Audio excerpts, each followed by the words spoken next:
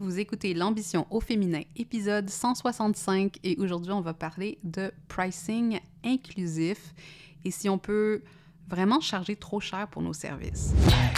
Mon nom est Tatiana Saint-Louis et j'anime L'Ambition au féminin, un podcast pour toutes les femmes pleines de vision, de talent et de drive qui désirent redéfinir le succès selon leurs termes et leurs conditions. Chaque semaine, j'explore seule ou en présence d'invités les thèmes entourant la réussite professionnelle et personnelle.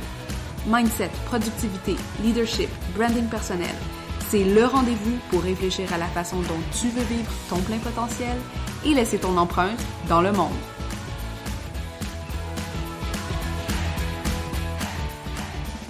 Salut les ambitieuses, comment vous allez aujourd'hui? J'espère que vous allez super bien. De mon côté, up and down, je dirais, j'ai des phases dans ma vie, comme tout le monde, hein, où on rush un petit peu plus avec notre santé mentale. Puis moi, je suis dans une de ces phases en ce moment. Je suis bien entourée de professionnels pour m'aider à passer à travers tout ça.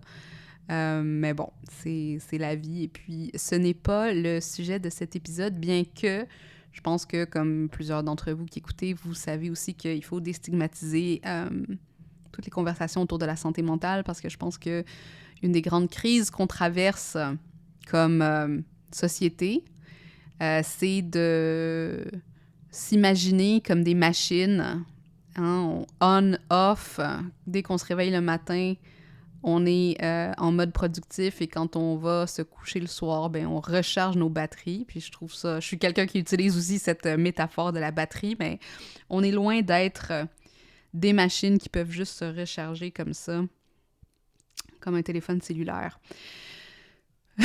Bref, autre sujet de podcast. Aujourd'hui, je voulais parler d'un sujet que je trouve un peu inconfortable parce que, encore une fois, je dirais pas que je suis une experte sur le sujet, je dirais pas que je suis quelqu'un qui a particulièrement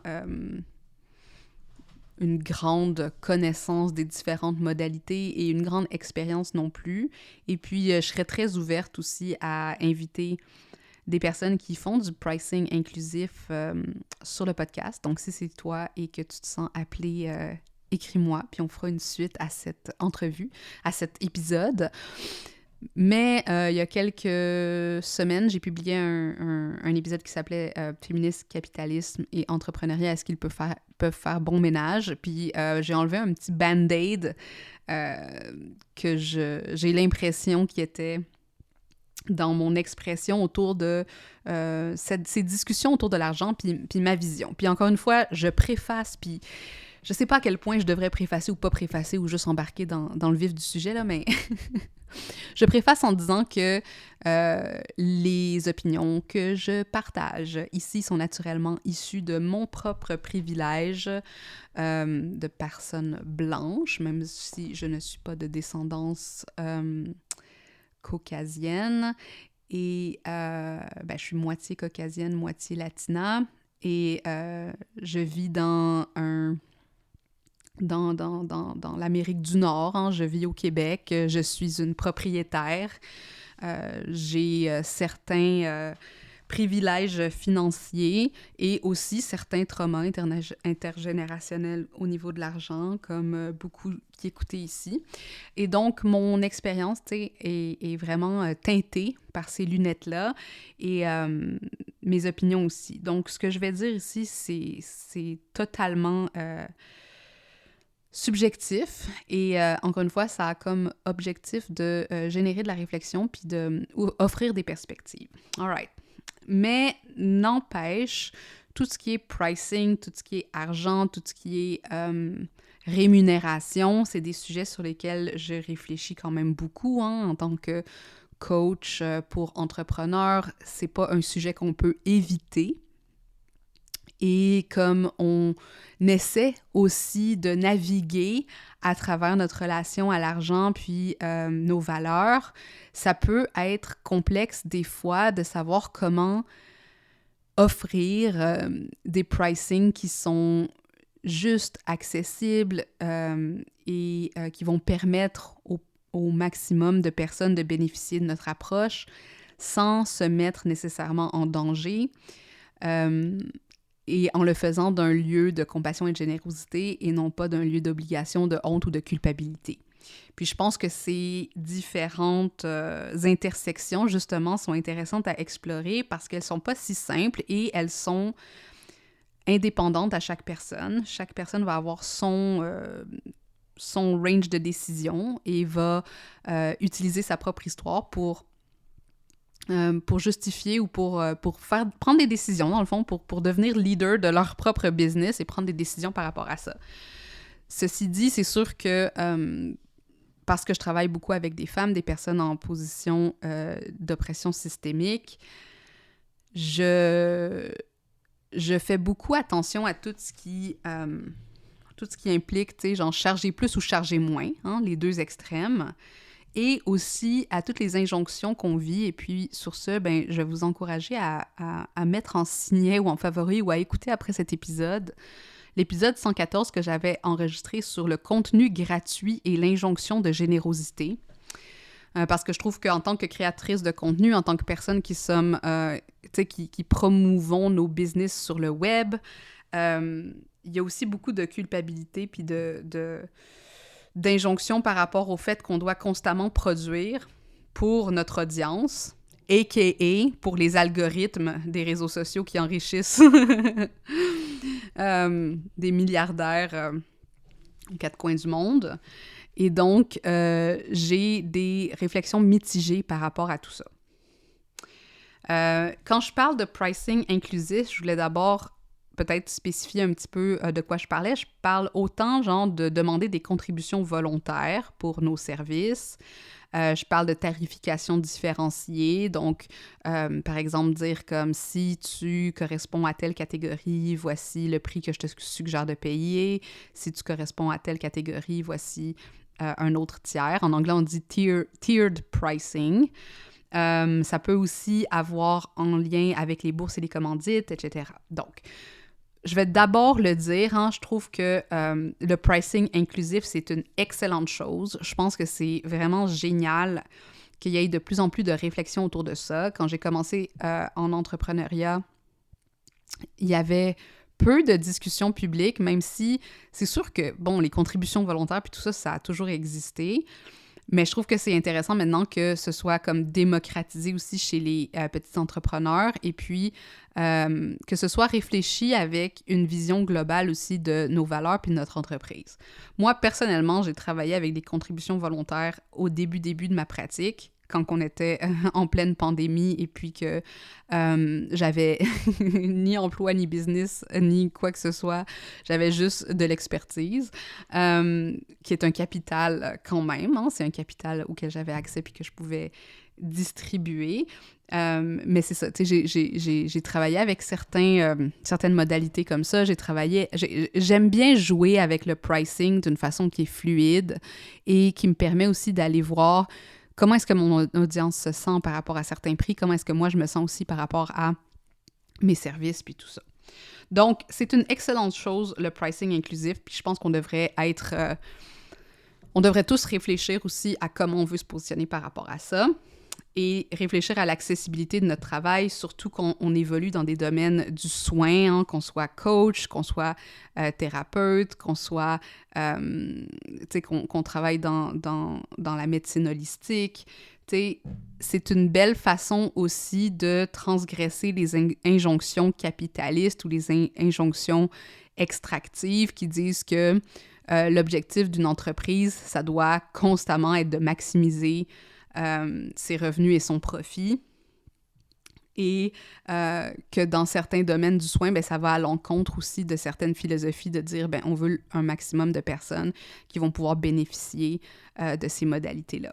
Fait que, tu sais, il y a quelque chose de revendicateur, il y a quelque chose de très... c'est pas le mot rebelle que je veux utiliser, mais tu sais, il y a quelque chose de se lever contre un système qui nous a fait croire que pour faire de la business, ben il faut absolument genre aller tirer le maximum de nos clients, de notre audience, de notre marché, et puis qu'il y a d'autres façons de voir la chose. Donc pour moi, le pricing inclusif, c'est un un bel espace à explorer pour réfléchir à ces choses-là. Et l'autre chose que je voulais noter, c'est que c'est sûr que quand on parle de pricing inclusif, on comprend aussi que dans le pricing lui-même, dans notre façon de fixer nos prix, on est en train d'exclure. Puis peu importe à quel prix on va vendre quelque chose, le prix est une fonction du positionnement et donc l'argent va devenir une variable dans l'équation d'échange et va avoir cet effet-là de nicher notre produit dans une certaine clientèle. Puis c'est la raison pour laquelle les entreprises de luxe se nichent dans un range de prix qui est très élevé. Ils demandent beaucoup d'argent pour, mettons, un sac à main ou pour une paire de lunettes de soleil pour dénoter de cette exclusivité. C'est une autre dynamique. Parallèlement, quelqu'un qui va pricer à un très petit prix peut avoir un effet d'exclusion aussi parce que certaines personnes ne vont pas vouloir nécessairement ou vont penser que prix va avec qualité ou des choses comme ça. Donc, peu importe où on se trouve dans le domaine du pricing, le pricing est une caractéristique subjective de notre offre qui va être interprétée de différentes façons, mais qui va exclure et inclure certains groupes de personnes. Salut les ambitieuses! Je fais une petite pause dans l'épisode pour te parler de quelque chose de vraiment important. On va pas se mentir, grâce au pouvoir du web et des réseaux sociaux, ça n'a jamais été plus facile qu'aujourd'hui d'avoir sa propre entreprise. Le défi, c'est d'y rester maître à bord, ancré dans ta vision, peu importe les tempêtes que tu vas rencontrer au fil des ans. Mais il ne faut pas non plus se faire d'illusions. Ton énergie est limitée, tu ne peux pas brûler la chandelle par les deux bouts, et pour continuer, tu as besoin de trouver un équilibre entre croissance et stabilisation. Et la clé vers cet équilibre, c'est la force de tes systèmes. Et croisant mes 7 années d'entrepreneuriat à faire croître mon équipe, mon plaisir et mes profits, je l'ai expérimenté au premier plan. Ce sont tes systèmes qui te supportent jour après jour pour que tu puisses enfin relaxer dans ton business, même quand le monde est sans dessus-dessous. Si je te parle de ça, c'est que le temps est venu de réouvrir les portes de mon programme signature Autopoiesis. Ce programme, c'est un hybride entre un mastermind et un parcours de développement entrepreneurial pour te faire guider dans les mécanismes les plus importants de ton business durable. Bye bye hustle, bye bye doute et découragement. Tu es devenu entrepreneur pour faire du bien à toi, à tes clients et à ceux qui t'entourent. Et là, on va optimiser chaque partie de ton entreprise pour y arriver. Si tu veux avoir tous les détails et être invité à la masterclass privée « Apprendre à danser avec le chaos entrepreneurial », va tout de suite remplir le formulaire qui se trouve sur la page du programme à mtamarque.com/autopoiesis. C'est gratuit, c'est sans engagement, mais mon instinct me dit que c'est exactement le type de support à la fois stratégique et expérientiel que tu cherchais. C'est à mtamarque.com/autopoiesis, auto comme voiture et poiesis, P-O-I-E-S-I-S. Et t'inquiète, si tu arrives sur mon site, tu vas le trouver facilement dans l'onglet « Programme ». Maintenant, de retour à l'épisode. Donc, ceci dit, je pense quand même qu'il faut faire attention quand on se lance dans des réflexions sur le pricing inclusif parce que, encore une fois, tu sais, inclusif a cette aura genre de moralité, hein? On veut être inclusif, on veut des sociétés plus inclusives, alors pourquoi est-ce qu'on ne ferait pas du pricing inclusif? Et je pense que la raison pour laquelle j'enregistre cet épisode, c'est juste de prendre le temps de se poser puis de réfléchir à certains de ces aspects parce que ça peut être vraiment tentant de juste dire comme « OK, ben à partir de maintenant, je vais faire de la tarification différenciée où je vais offrir des bourses et des commandites où je vais fonctionner selon contribution volontaire. » Mais il faut le faire dans la conscience, hein? Il faut le faire suite à une réflexion qui aura mûri pour éviter de tomber dans certains pièges. Puis, selon moi, il y a comme 3 grands pièges à éviter. Le premier étant l'injonction de générosité dont j'ai parlé un petit peu là, par rapport à l'épisode que j'avais enregistré, parce que, à quelque part, ce qui se passe, c'est que dans la société dans laquelle on vit, dans une société patriarcale et capitaliste, où on nous incite à donner notre temps et notre énergie, et surtout les femmes sont incitées à donner ce temps et cette énergie-là à travailler sans rémunération. On a normalisé certains domaines, comme les domaines du soin, les domaines de l'éducation, comme étant des choses qui sont des vocations et qui, on ne devrait pas avoir à payer pour ça. T'sais? Puis c'est une arme à double tranchant de voir la chose comme ça, parce que d'un côté, c'est vrai, t'sais. Je pense que tout le monde voudrait avoir accès à l'éducation, les soins de santé, les soins psychologiques, etc., ou les soins énergétiques même, ou ce type de soins. On voudrait y avoir accès, et c'est ça une société inclusive, hein, où les gens peuvent avoir accès à ces choses-là. Par contre, la société dans laquelle on vit fait qu'il y a davantage de femmes, il y a une majorité de femmes qui évoluent dans ces métiers-là, et ça a été normalisé que ces métiers sont sous-payés, que les personnes qui prodiguent ces soins peuvent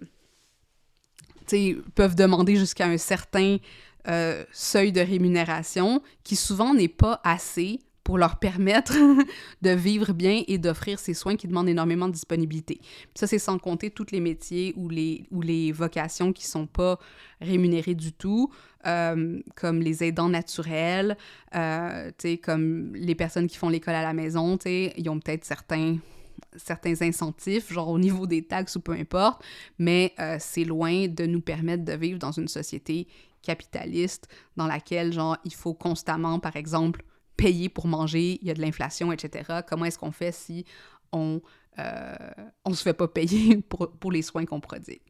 Donc, l'injonction de générosité, c'est de vivre dans ce modèle où, parce qu'on aide, parce qu'on est de service, hein, on se doit d'être généreuse, parce que c'est ça, genre, une vision morale de l'utilisation de notre expertise.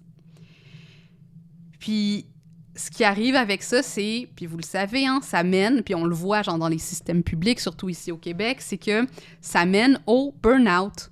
Parce que quand on travaille, quand on se fait extirper un maximum de nos propres ressources, hein, puis qu'on est rémunéré à notre juste valeur, encore une fois, j'aurais peut-être pas dû dire à juste valeur, quand on ne se fait pas rémunérer suffisamment pour bien vivre dans ce système-ci, puis se régénérer, ben, ces personnes-là, elles mènent au burn-out, elles quittent les industries, hein, les pénuries d'infirmières, les pénuries d'enseignantes, et ben, quand le burn-out, ça s'immisce dans notre entreprise, ben ça fait que c'est des entrepreneurs qui doivent fermer leur business.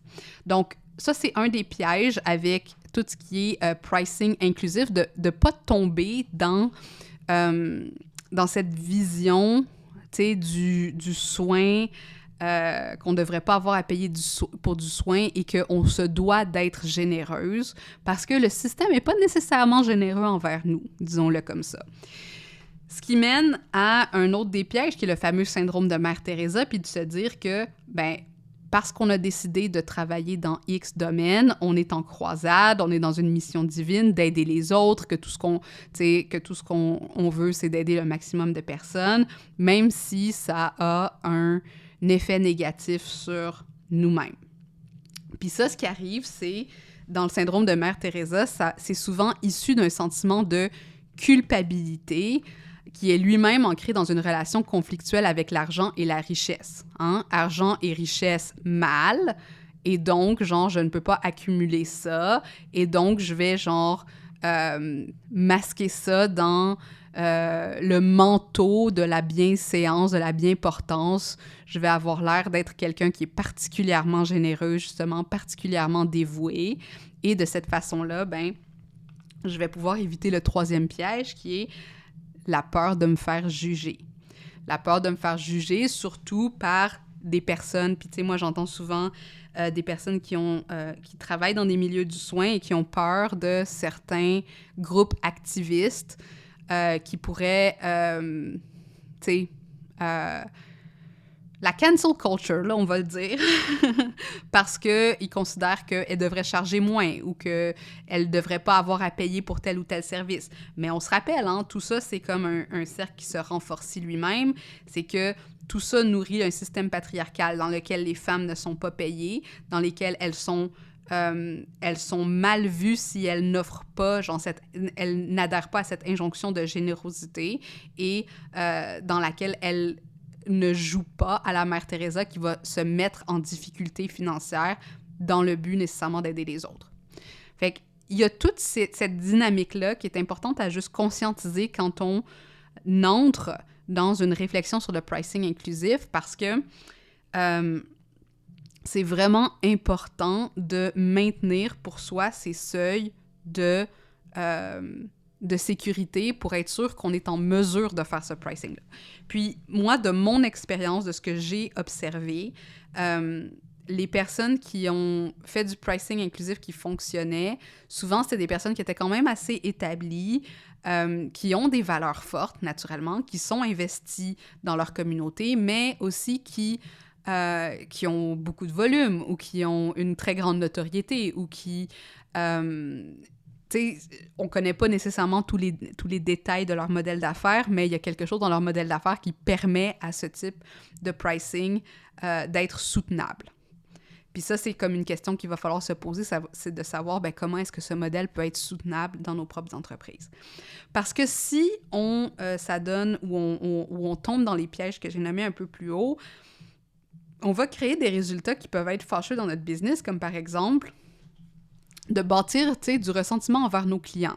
Puis là, encore une fois, je vous réfère à un autre épisode de podcast que j'ai fait, mtamarque.com/141, l'épisode 141, où je parle justement du marketing du ressentiment et comment sortir de cette relation de ressentiment avec nos clients, parce que souvent, ce qui va arriver, c'est que on va essayer de faire du pricing qui va être plus accessible et de cette façon-là, on va pas être en mesure de payer nos factures, on va être en relation de codépendance avec nos clients et là, on va avoir un ressentiment envers eux parce que la fois où ils voudront pas payer, on va dire, là, je peux pas charger moins cher que ça. Bref, on rentre dans tout un lot de drama. L'autre résultat fâcheux, ça pourrait être, comme je l'ai nommé tantôt, l'épuisement professionnel, le burn-out, mais aussi la dévalorisation des métiers, du soin, du coaching, genre la dévalorisation de certains métiers qui demandent énormément de présence, qui demandent aussi bien souvent d'avoir fait des certifications, d'avoir été formé à certaines écoles, surtout des personnes qui se responsabilisent. Hein. Par exemple, moi, j'ai des certifications en trauma-informed coaching, en hypnose, là, je suis en train de faire celle en process-oriented work. Tu sais, je veux dire, on accumule ces formations et ces certifications pour être en mesure de mieux aider, mais c'est sûr que si, après ça, je suis pas capable non plus de valoriser mon métier, tout ce qu'on fait, c'est niveler vers le bas en rentrant dans ce piège-là de l'injonction de générosité. Et le dernier résultat, c'est de maintenir une relation démonisée avec l'argent ou une relation toxique avec l'argent, puis de dire qu'on ne peut pas maintenir ou garder de l'argent ou avoir de l'argent, sans quoi on est une mauvaise personne.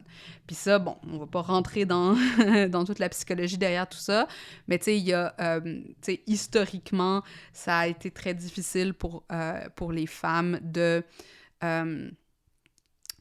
sentir qu'on est capable d'avoir de l'argent, qu'on va pas juste le dépenser, le flamber, que c'est pas dangereux entre nos mains, mais aussi que ça fait pas de nous une mauvaise personne.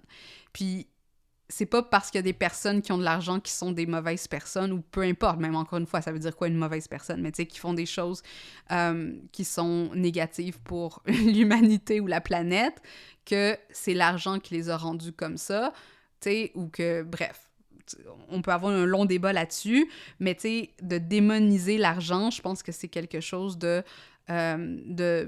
qui peut être dangereux, tu sais. On peut vouloir sortir d'un système capitaliste, on peut vouloir modifier certaines façons de faire, on peut vouloir s'opposer à l'extraction ou à l'oppression, mais ultimement, l'argent en soi est un outil, puis tant et aussi longtemps qu'on va vivre dans ce système-ci, puis qu'on n'est pas indépendant de fortune, par exemple, et puis qu'on peut faire ce qu'on veut, ben on doit vivre selon certaines règles. Selon certaines règles qui sont imposées par le système dans lequel on vit. Donc, pour éviter de rentrer dans ces conséquences-là, ben tu sais, moi, les conseils que je vous amènerais pour réfléchir à du pricing inclusif, ben d'abord, c'est d'aller voir des exemples de personnes qui utilisent le pricing inclusif et comment elles l'utilisent. Même si vous voulez, moi, j'ai déjà entendu qu'il y avait des formations là-dessus. J'ai déjà pris une formation là-dessus. Je trouvais ça super intéressant. J'ai pas appliqué nécessairement le pricing inclusif, mais ça m'a permis de réfléchir à une stratégie que je voudrais peut-être implémenter dans le futur, tu sais. Deuxième chose, puis je pense que ça, c'est probablement la première chose, c'est de toujours s'assurer de maintenir nos seuils minimaux de sécurité et apprendre où sont nos limites et comment les respecter. Parce que je pense que c'est ça aussi le danger du pricing inclusif, c'est de juste ne pas avoir fait l'exercice de savoir, OK, mais combien j'ai besoin d'argent par mois pour vivre? Combien j'ai besoin d'argent pour payer mon équipe? Combien j'ai besoin d'argent pour m'assurer que je ne suis pas constamment stressée, tu sais, à essayer de voir, tu sais, pour pouvoir me donner un buffer qui va me permettre de ne pas rentrer dans le ressentiment envers mon entreprise, envers mes clients, ou dans un stress constant à savoir, tu sais, est-ce que je suis en train, genre, de brûler la chandelle par les deux bouts? Ensuite, il y a apaiser notre relation à l'argent pour choisir des modalités ancrées dans nos valeurs. Puis, qu'est-ce que je veux dire par là? C'est que en apaisant notre relation à l'argent, tu sais, puis en découvrant où ils sont justement ces blocages-là, c'est quoi le lien avec nos traumas intergénérationnels ou avec nos traumas avec l'argent qu'on a vécu dans notre propre vie, puis de commencer tranquillement à les déconstruire pour voir, OK, tu sais, genre ça, c'est une question qui est un petit peu à part du pricing de mon business et d'essayer de pas nécessairement, ben, d'essayer de créer une certaine lucidité pour naviguer à travers nos décisions stratégiques au niveau de nos offres et de notre entreprise et des sentiments qui pourraient être en lien avec la culpabilité, avec le rejet, avec la peur, avec l'angoisse autour de l'argent pour ne pas être en mode réactif quand on prend des décisions par rapport à nos offres.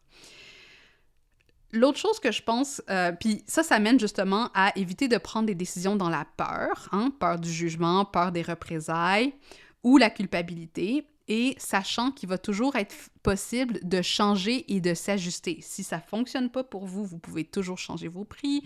Il y a rien qui ne peut pas être modifié dans une business, puis c'est ça le grand avantage d'être entrepreneur, c'est qu'on peut tout changer, tout le temps, à tout moment, de toutes les façons. Et la dernière chose aussi que je ferais, puis peut-être, encore une fois, je les ai pas mis en ordre, j'aurais peut-être dû les mettre en ordre, mais c'est de faire un état des lieux et de lister là où tous les lieux où on donne déjà, à petit prix ou gratuitement, comme par exemple, tu sais, moi je sais que je passe énormément de temps à enregistrer ce podcast, à le monter, je paye une personne pour m'aider à mettre en ligne les show notes et tout ça, tu sais. Puis de juste reconnaître, OK, ben ça c'est une fonction aussi de ce que je crée dans mon legacy. Ça, c'est des outils que j'offre qui sont gratuits. Oui, ça constitue aussi mon marketing, mais c'est aussi une bibliothèque de ressources que j'offre gratuitement et que je construis gratuitement semaine après semaine. Il y a des personnes qui ont un éventail de petits produits ou de petites masterclass qui ne sont pas des masterclass de vente. C'est vraiment genre, je vais t'offrir genre ces modalités-là. Puis aussi de choisir des modalités qui sont, c'est ça, ancrées dans nos valeurs, comme par exemple, tu sais, peut-être que le tiered pricing, la tarification différenciée, c'est pas possible pour vous à ce stade-ci, mais vous vendez du high ticket et puis sur 5 ventes, vous créez une bourse, tu sais, pour une personne avec une application peut-être. Tu sais, sur 10 ventes high ticket, vous créez une bourse où il y a une personne qui peut suivre le programme gratuitement. Ça, c'est des choses qui peuvent être mises en place selon vos modèles, selon vos seuils de sécurité minimaux, selon votre façon, vos valeurs, tu sais, qui vont être dépendantes d'une personne à une autre, qui va pas faire qu'une personne est meilleure que l'autre, mais vraiment, genre, qui va montrer qu'on s'en va dans cette direction-là de l'inclusivité autour de nos prix, sans nécessairement entrer dans la honte ou la culpabilité, qui seraient vraiment les dernières émotions qu'on veut faire vivre quand on prend des décisions stratégiques comme ça. Alors voilà, comme d'habitude, je suis curieuse de savoir ce que vous en pensez, si vous faites du pricing inclusif et de quelle façon vous l'avez adopté. Ça a été quoi votre réflexion stratégique autour de ça? Et sur ce, je vous souhaite une belle journée et on se dit à la prochaine! Hey! T'es encore là? Ça veut dire que l'épisode t'a plu. C'est vraiment cool, ça. Est-ce que je peux te demander quelque chose maintenant? Aide d'autres femmes comme toi à découvrir le podcast en déposant des étoiles d'appréciation pour l'ambition au féminin. Sur Apple Podcast, c'est facile, défile tout en bas de la page de l'émission où tu vois les avis et tape sur le 5 étoiles pour faire exploser mon cœur de joie. Sur Spotify, c'est encore plus simple. Navigue sur la page du balado et tape l'icône en étoile en bas de la description. Merci d'avance, je t'apprécie beaucoup.